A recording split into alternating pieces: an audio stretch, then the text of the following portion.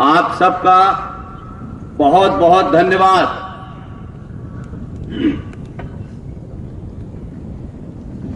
मैं आपके बीच में 3 साल बाद दूसरी बार आया हूं।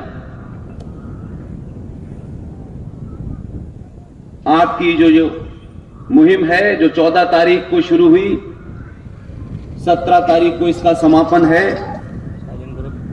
और अब तक की ये 37वीं मुहिम है। आज मैं हम सबके पूजनीय आदरणीय श्री संभाजीराव भिड़े जी, जिन्हें हम सब लोग प्यार से गुरुजी कहते हैं, मैं दिन में अस्पताल में उनसे मिलने गया था। लंबी बात हुई उनसे। शायद उस चोट के कारण वो इस वक्त हमारे बीच में नहीं है, लेकिन उनकी प्रेरणा, उनकी शक्ति, उनका विचार हमारे साथ मौजूद है।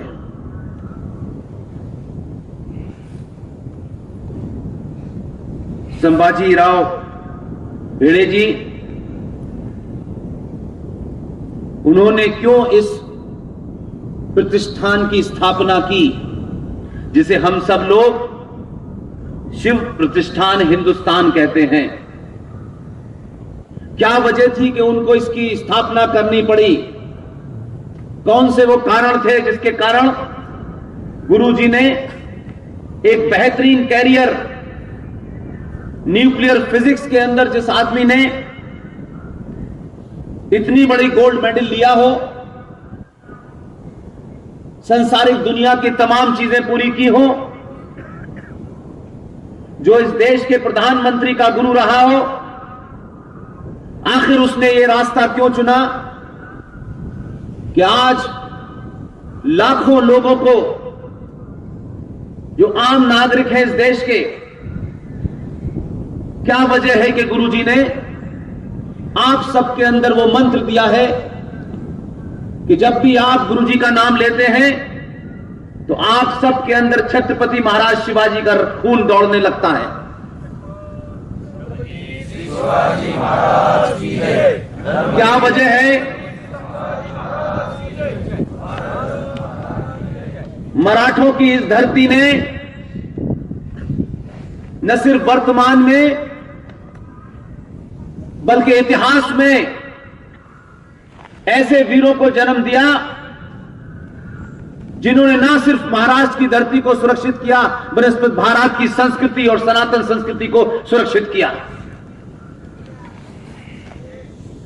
आज के इस प्रोग्राम में पिछले 1 महीने से लगातार हमारी पूरी टीम के साथ संवाद कायम करते रहे प्रदीप बाफना जी, जो मुझे पूना से यहां तक लाए। इस शिव प्रस्थान हिंदुस्तान के अध्यक्ष राव साहब देसाई साहब, और मंच पे एक ऐसे शख्स, युवा, जिनके बारे में मुझे पता नहीं था, मुझे अभी अभी पता चला कि गुरुजी को आताताइयों के दलालों ने किस तरीके से एक झूठे केस में फंसाया, उन पे तमाम आरोप लगाए, लेकिन आप ही के बीच में से एक युवा ने,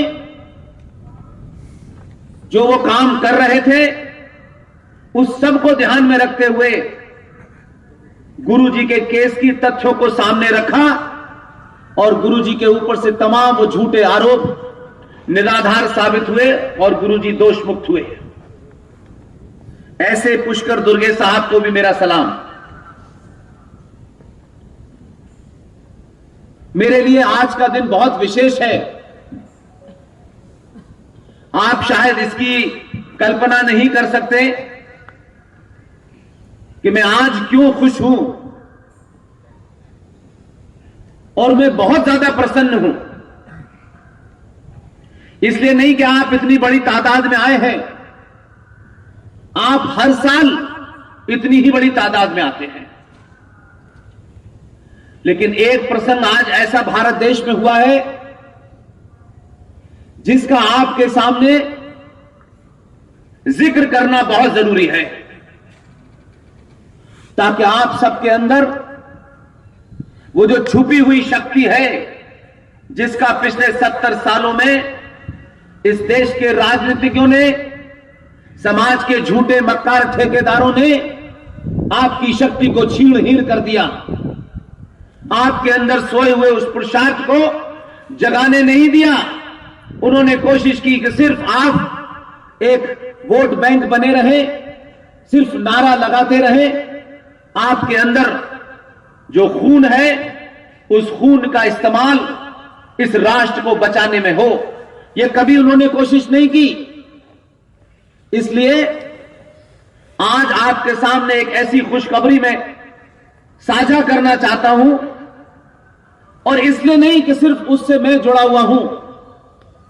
मुझे इस बात का गर्व है कि इस समाज में अलग अलग लोग, अलग अलग प्रोफेशन, पेशे के लोग आज इस बात को समझने लगे हैं कि पेशा अपना जगह है, लेकिन अगर पेशा राष्ट्र के काम आए तो कभी भी उसमें बीच में अपने पेशे के अगर मगर को आड़े नहीं आने देना है।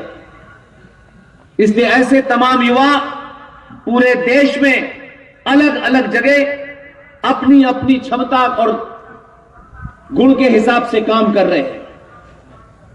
मैं नहीं जानता कि यह खबर आपको पता है या नहीं पता है, लेकिन मुझे उसकी एक एक बारीकी इसलिए पता है कि हमारी टीम का एक सदस्य सुप्रीम कोर्ट का वकील, बहुत ही युवा, उनके पिता भी सुप्रीम कोर्ट के वकील हैं। उन्होंने अपने जीवन में कई ऐसे बड़े काम किए जिससे राष्ट्र बचा।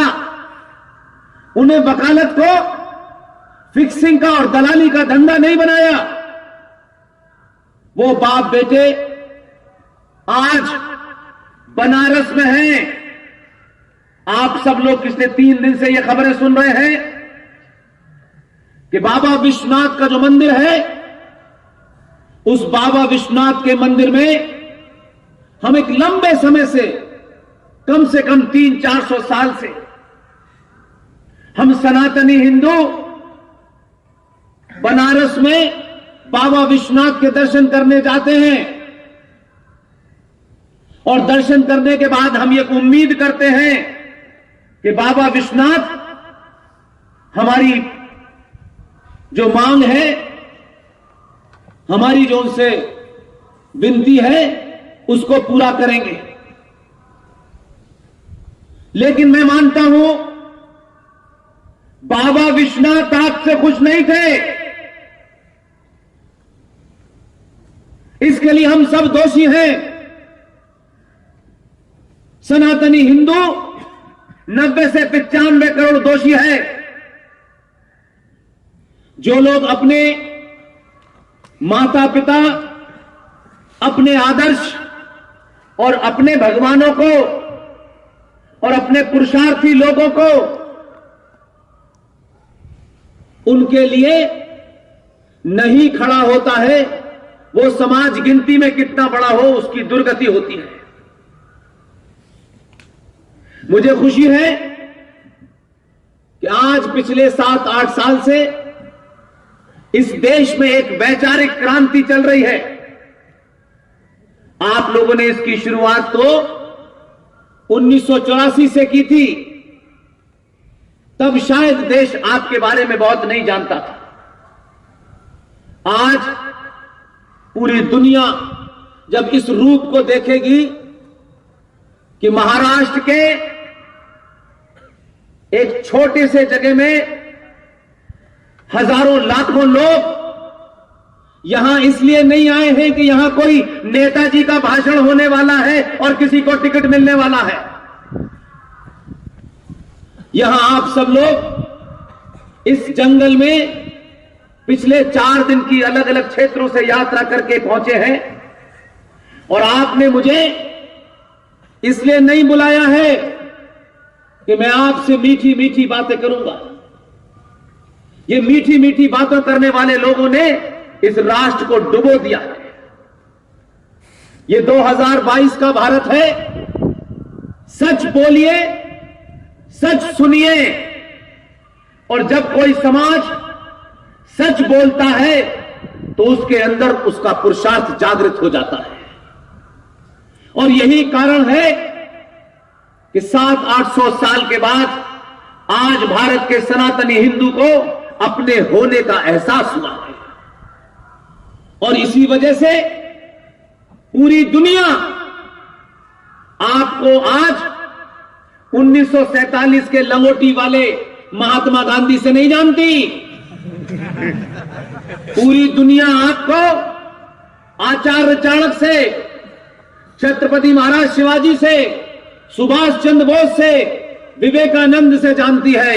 और उन्हें यह समझ में आने लगा है कि अब इस समाज ने अपने हीरोज को चुनना शुरू कर दिया है।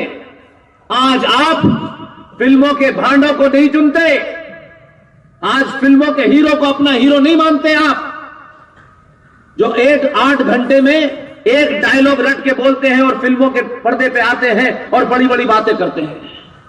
आज आपने असल जिंदगी के हीरो को चुनना शुरू कर दिया। और जब आपने अपने आप से झूठ बोलना बंद किया तो आपके अंदर एक अद्भुत शक्ति पैदा हुई, एक ऊर्जा पैदा हुई। और जब आप बदले तो दिल्ली की गद्दी पर वो बैठा जिसे राष्ट्र बचाने की जिम्मेदारी आपकी थी। इसलिए मैं जिस खुशी और प्रसन्नता की बात कर रहा हूं वो मैं आपसे पहले साझा करूं, फिर उसके बाद अपनी बात रखूंगा। मैंने छत्रपति शिवाजी और आप ही की धरती से गई अहिल्याबाई होलकर, ये दोनों मराठा थे, अलग अलग समय पे थे, लेकिन एक चीज मुझे कॉमन लगती है। और जब हम अपने हीरोज के बारे में बात करें तो ये ध्यान रखें कि हम उनका नाम आदर से लें। उनका कोई ना कोई वंशज इस भारत भूमि पे कहीं ना कहीं होगा, लेकिन उनको अगर यह पता चले कि लाखों लोग हर साल जंगलों में इकट्ठे होते हैं, ना उनको इकट्ठा करने के लिए पुलिस की व्यवस्था की जरूरत होती है, ना कोई ऐसी जरूरत पड़ती है जिसके लिए कोई बहुत बड़ा इंतजाम किया जाए। यहां जो भी आता है वो अपने आप में छत्रपति महाराज का, शिवाजी का सैनिक होता है। इसलिए कि छत्रपति शिवाजी महाराज वही हैं। इसलिए 3-4 चीजें कॉमन है। इसलिए आपको बताना चाहता हूं कि आप हैं कौन। आपका इस देश के ऊपर बड़ी मेहरबानी है आपकी, और इसको सार्वजनिक मंचों से बोलना चाहिए। अगर किसी ने बड़ा काम किया है तो उसकी तारीफ खुल के करनी चाहिए, शर्माना नहीं चाहिए।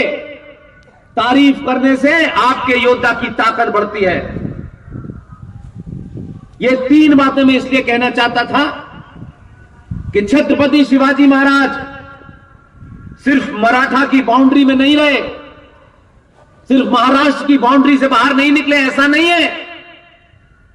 ये छत्रपति शिवाजी महाराज ही थे जिन्होंने उत्तर प्रदेश में वाराणसी के अंदर बाबा विश्वनाथ के मंदिर के घाटों का जीर्णोद्धार कराया था।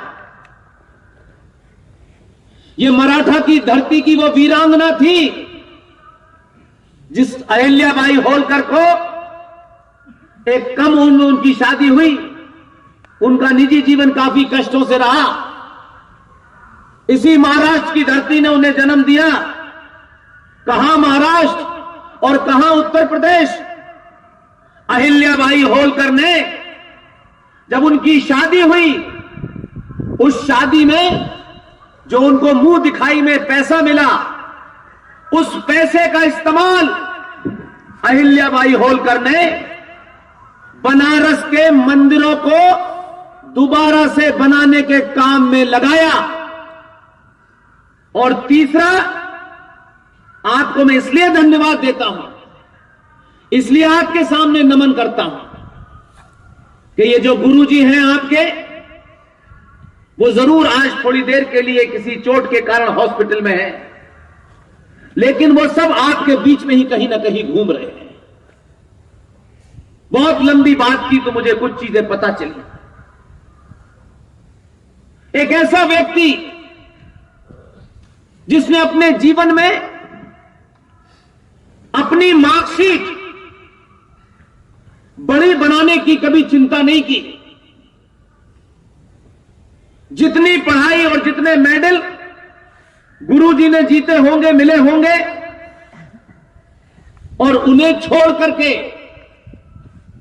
जंगलों में भारत राष्ट्र को बचाने के लिए इतने करोड़ों सिपाहियों को पैदा किया। इसलिए मैं तीसरी घटना सुनाना चाहता हूं। मुझे आपके आयोजकों ने यह भी बताया कि 2014 में जो दिल्ली की गद्दी पे बैठा है, उसने गुरुजी के पांव छूए थे, गुरुजी से मुलाकात की थी, गुरुजी के वो शिष्य रहे हैं।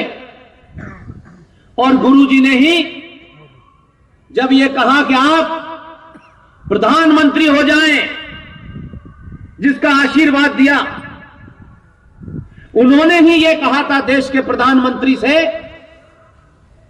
कि एक देश का प्रधानमंत्री 135 करोड़ की नागरिकों का नुमाइंदा, नेतृत्व करने वाला लीडर,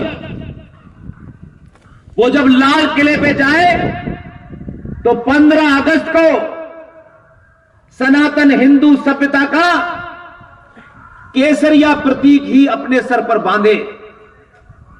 ये गुरुजी ने उनको सलाह दी थी। और उन्होंने दूसरी सलाह दी कि भारत का प्रधानमंत्री, इतने ताकतवर देश का प्रधानमंत्री, कभी भी बुलेट प्रूफ शीशे के अंदर से न बोले, क्योंकि उस आदमी को गुरुजी जैसे कई हजारों संतों का आशीर्वाद प्राप्त था।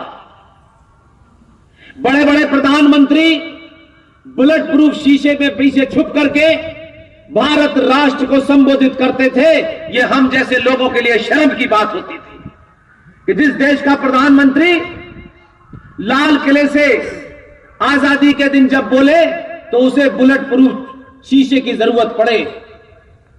लेकिन गुरुजी के इस आशीर्वाद के बाद देश का एक ऐसा प्रधानमंत्री जिसे 2014 में आप सब ने ताकत देके भेजा, न उसने बुलेट प्रूफ लगाई और न किसी को खुश करने के लिए कुछ शब्दों का इस्तेमाल किया, उसने शुद्ध रूप से एक सनातनी हिंदू राष्ट्र के राष्ट्रीय अध्यक्ष की तरह भाषण दिया।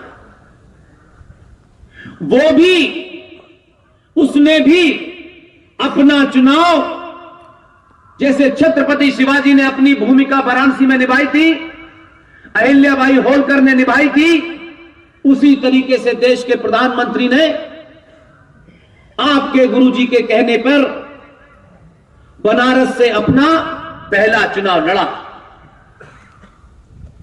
परिस्थितियां ठीक होते ही न सिर्फ चुनाव लड़ा, बल्कि बाबा विश्वनाथ,